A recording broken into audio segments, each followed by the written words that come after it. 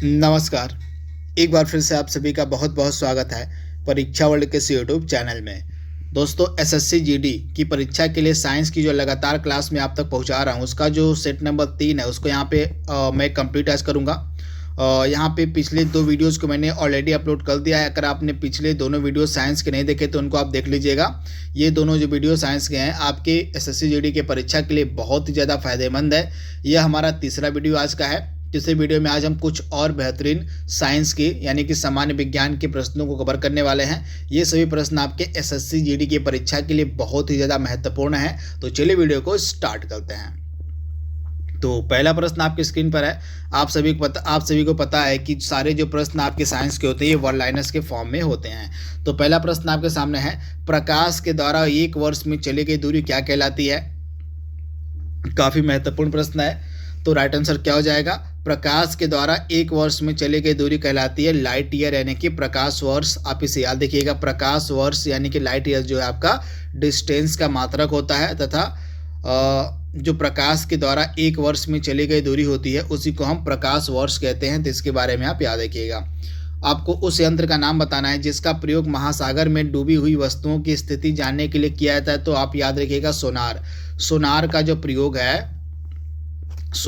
जो प्रयोग है महासागर में डूबी हुई वस्तुओं की स्थिति जानने के लिए किया जाता है। वॉशिंग मशीन का वर्किंग प्रिंसिपल किस पर आधारित है? तो याद रखिएगा अपकेंद्रीय बल पर। जो वॉशिंग मशीन है यह अपकेंद्रीय बल पर कार्य करती है। सुपर इंपॉर्टेंट प्रश्न।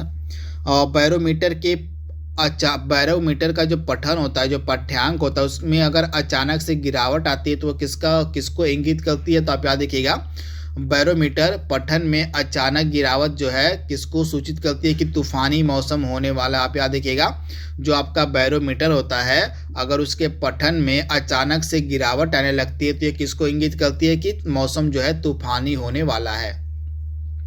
माणिक्य और नीलम का रासायनिक रूप क्या है? तो आप याद रखिएगा माणिक्य और नीलम रासायनिक रूप में क्या होते हैं? तो ये एल्युमिनियम ऑक्साइड होते हैं। इंपॉर्टेंट प्रश्न है, आप याद रखिएगा।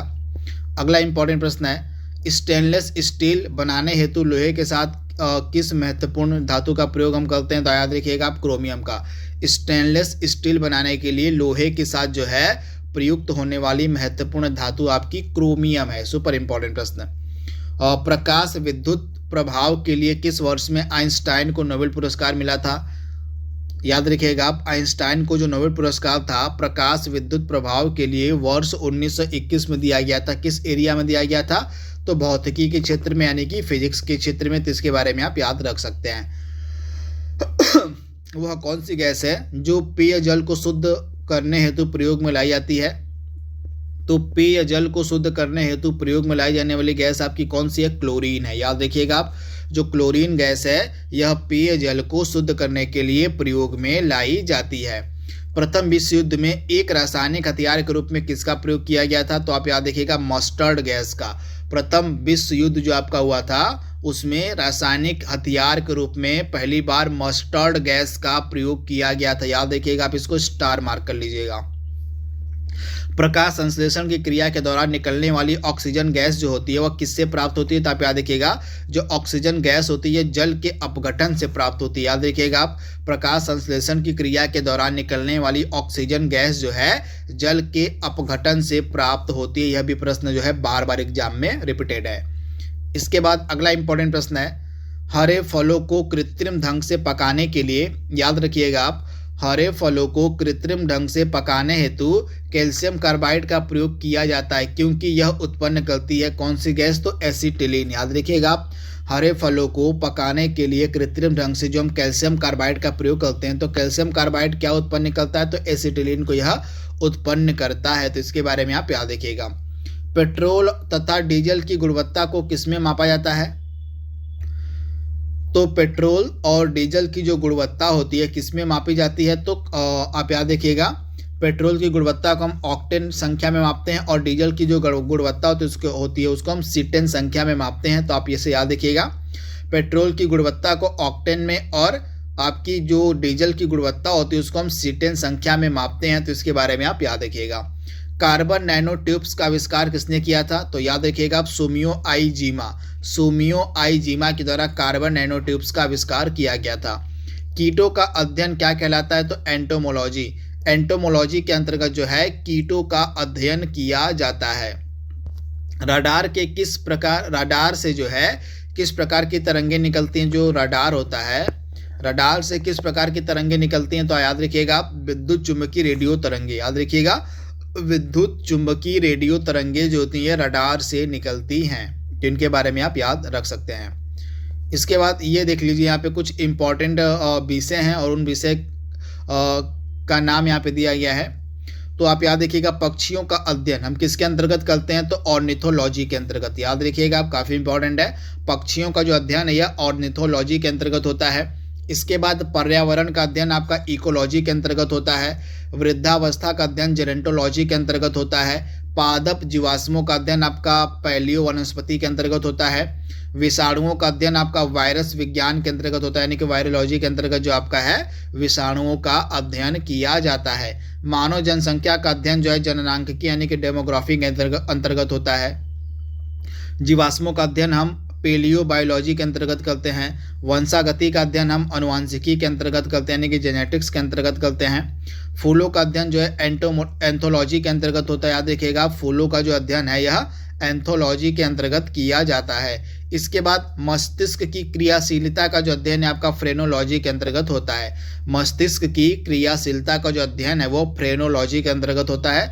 और कीटों का अध्ययन आपका एंटोमोलॉजी के अंतर्गत होता है, जैसा कि हमने प्रश्न में डिस्कस किया हुआ था।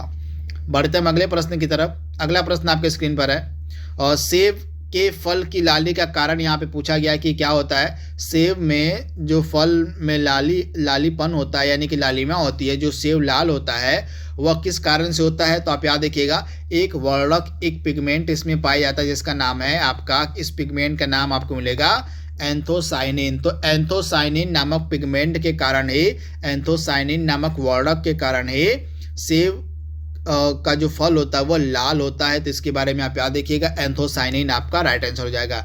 यहाँ पे कुछ इंपॉर्टेंट पिगमेंट लिखे गए हैं जिनको आप याद कर सकते हैं। तो सेब का लाल रंग आपका एंथोसाइनिन नामक, एंथोसायनिन यह यहाँ पे छूट गया है, तो एंथोसायनिन नामक वर्णक के कारण होता है। टमाटर का लाल रंग आपका लाइकोपीन के कारण होता है। पपीते का पीला रंग आपका कैरिकाजेंथिन के कारण होता है। गाजर का रंग आपका कैरोटीन के कारण होता है। और हल्दी का रंग जो है आपका जेंथोफिल के कारण होता है। तो ये सभी आपके वर्णक हैं, तो इनको आप याद कर सकते हैं। इन वर्णक के कारण किसका कैसा रंग होता है ये भी आपका लिखा गया है सामने, तो इसको आप याद कर लीजिएगा। यहाँ से एग्जाम में प्रश्न डेफिनेटली 1 नंबर का लगभग प्रत्येक प्रकार की परीक्षाओं में पूछा ही जाता है, तो इसको आप याद रखिएगा। अगला प्रश्न हमारा है फलों को पकाने के लिए किस रसायन का हम प्रयोग करते हैं? तो फलों को पकाने के लिए आपका एथिलीन, कैल्शियम कार्बाइड, एथोफोन ये सभी जो रसायन है आपके फलों को पकाने में उपयोग में लाए जाते हैं। उच्च ताप किसकी सहायता से मापा जाता है? तो याद रखिएगा पायरोमीटर। उच्च ताप जो है पायरोमीटर की सहायता से मापा जाता है। यकृत से निकलने वाला पित्त रस जमा होता है कहाँ पर? तो पित्ताशय में। लीवर से यानी कि यकृत से निकलने वाला जो पित्त रस होता है यह आपका पित्ताशय में जमा होता है। सुपर इंपॉर्टेंट प्रश्न है।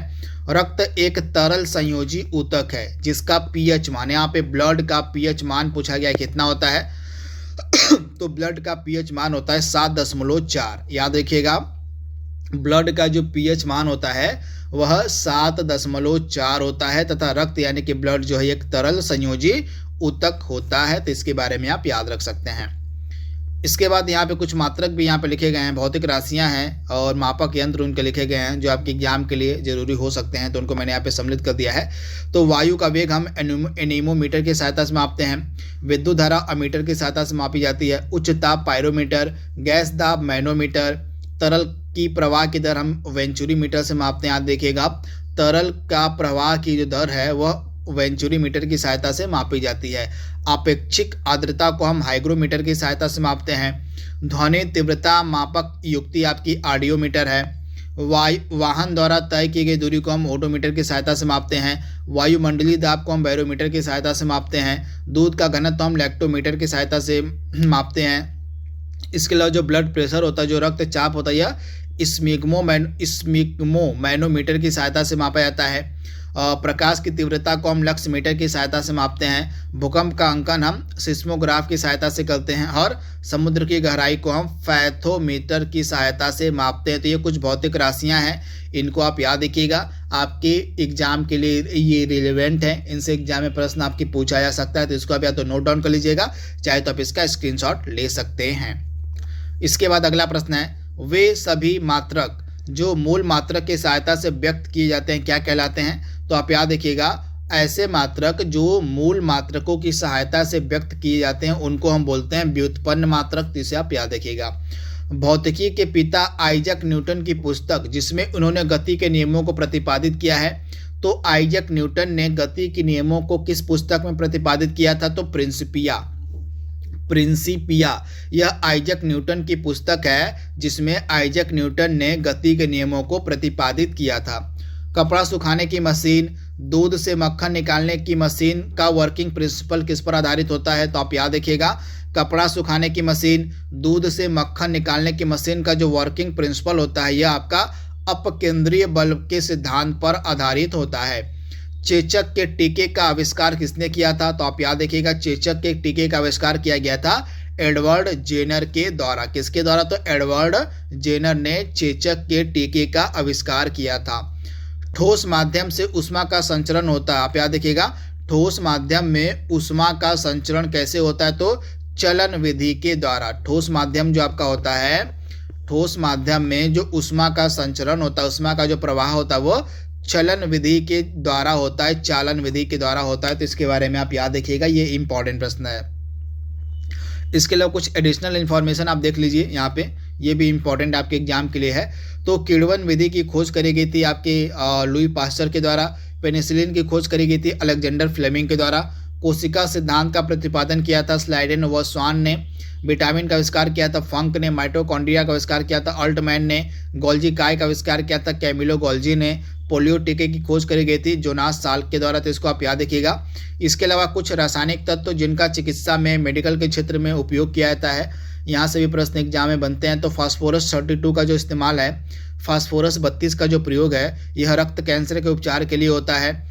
आयोडीन 131 का इस्तेमाल थायराइड ग्रंथि के लिए होता है। कोबाल्ट 60 का इस्तेमाल रक्त कैंसर के इलाज के लिए होता है। सोडियम 24 का इस्तेमाल रक्त व्यक्तिक्रम के लिए होता है और आर्सेनिक 74 का इस्तेमाल ट्यूमर की पहचान के लिए होता है। तो ये एडिशनल इन्फॉर्मेशन है जिसको आप याद रख सकते हैं। यहाँ से भी प्रश्न आपके एग्जाम में देखने को मिल सकता है, चांसेस बहुत ज़्यादा हैं, बहुत हाई हैं। तो इस प्रकार से आज का जो सेशन था उसको यहाँ पे हम रोकते हैं, समाप्त करते हैं।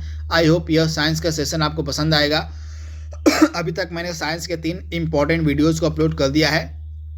अगर आप 3 इंपॉर्टेंट वीडियोस को देख कर जाते हैं अपने एसएससी जीडी की परीक्षा देने, तो मैं आपसे वादा करता हूं कि आप 75% तक जो है कॉन्फिडेंस महसूस करेंगे, क्योंकि मैंने बहुत सारे प्रश्नों के अलावा बहुत सारे ऐसे इंपॉर्टेंट टॉपिक को भी आपको कवर करवा दिया है जहां से साइंस के सेक्शन में प्रश्न बनते ही बनते हैं। तो आपसे रिक्वेस्ट है कि इन 3 वीडियोस को आप एक बार जरूर देख लीजिएगा। इसका चौथा पार्ट मैं जल्दी अपलोड करने की कोशिश करूंगा। तो आज के लिए बस इतना ही। Thank you, thanks for watching, thank you.